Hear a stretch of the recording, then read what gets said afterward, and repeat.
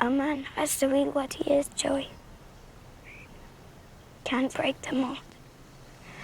There's no living with the killing. There's no going back. There are no more guns in the valley.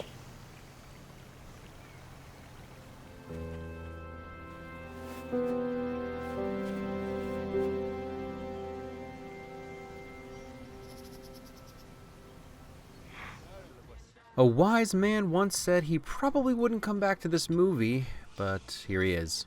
I'm the wise man. And something pulled me back in.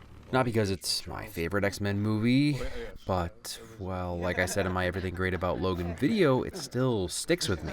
Part of writing this video made me realize that even though it's a sad story, it has more hope than I'd remembered. And I've had some new revelations about the movie in general. And it's not that this movie was oddly prescient with Caliban's mask or Xavier's recitation of a Taco Bell ad asking you to call in your order in 20... The new quesalupa from Taco Bell. Get it with chicken. Get it with steak. Oh, no. It's 2029. 2029? And a Steve Rogers tombstone? No, not about that. I need like an intro for these sort of straight essay style videos. Let's hope I made one.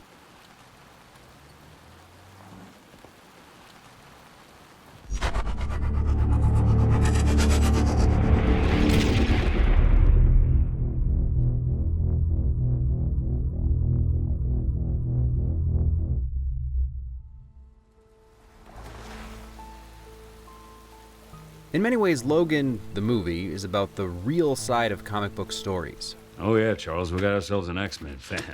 Maybe a quarter of it happened, and not like this. As if even we didn't see the truth of everything that took place in the X-Men movies. That it was some sugar-coated version sanitized for our popcorn-tasting pleasure. That's a mixed food metaphor. That this is the one true, dirty, depressing, hopeless reality that Logan and the mutants have always existed in. The meme about having retractable claws without a healing factor is now a reality. The dangers of someone who controls minds having seizures makes him a global WMD. You can't just drive through fences, you'll get stuck. See that? I managed to get that missed win in there after all. And if you get shot in the head with an adamantium bullet, you die! Yes, that is accurate. Logan spends a lot of the runtime explicitly saying that the comics are fake. In the real world, people die. Eden is fake, none of it happened this way. He's not that guy, he never was that guy. But then we come to the end and we get to my, and probably a lot of your, favorite scene. It's the one that actually flips the script and gives us a comic come-to-life berserker rage scene. You could even say he cheats a little because he uses a drug for this last push, but let's not pretend like comics have ever shied away from enhancements. In one quick shot, Laura sees the hero of her comic books come to life, and Logan proves man has to be what he is, Joey. even if he didn't see himself the way the comics do, or Laura does. You understand? It's not real. It is for Laura.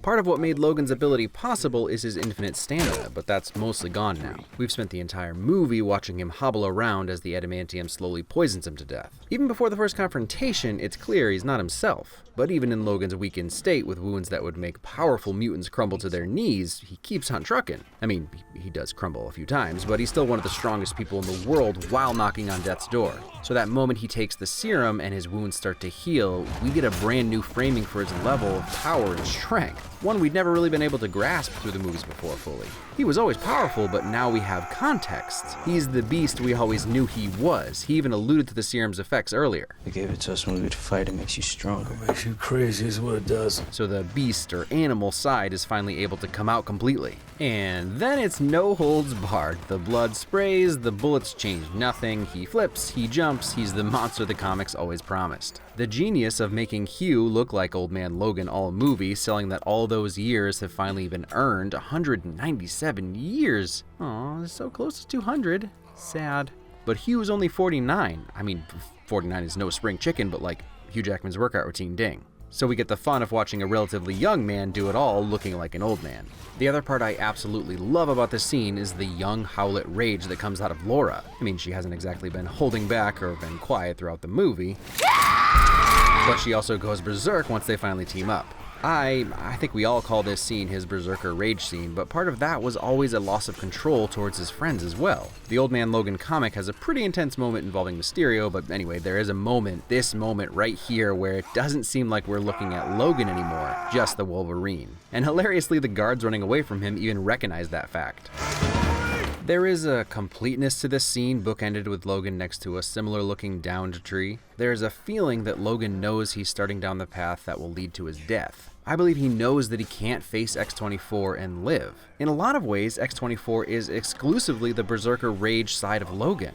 Something they say is without a soul. And the thing I love most about this scene and this final battle is that Logan needed to beat his own savage side to win the day. It just looked a little different than it normally does. Because to win, he had to lose. He had to make way for his daughter. It's bittersweet because she does save him, but there's a sense that this was the only way it could end. Would X-24 have stopped hunting the kids with no handlers left? Maybe, but he's a threat to everyone either way, and he had to die. The bitter side is that it meant Laura had one more scarring moment to solidify her trauma. Everything Logan did was for her. Take your friends and run. They'll keep coming and coming. Yes. You don't have to fight anymore. But even his best efforts left her in a similar place to where he started. The difference is that she knew love. She knew someone gave up everything for her, and that has the potential to send her down a different path. His sacrifice finally protected a person he cared about. Bad shit happens to people I care about. Logan became the Wolverine one last time so that Laura would never have to. Don't be what they made you. He couldn't break the mold, but his one last act showed her that she could. The Wolverine saved Laura from more than just death.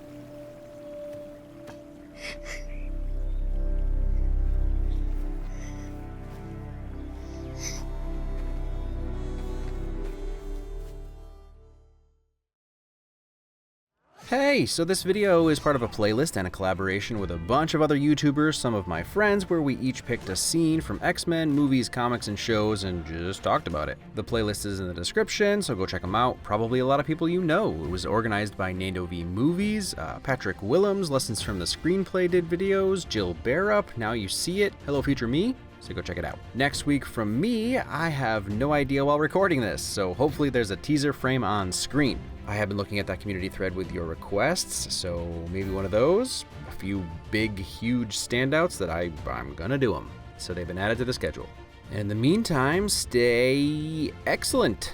See that? I don't even need the New Mutants to make an X-Men video.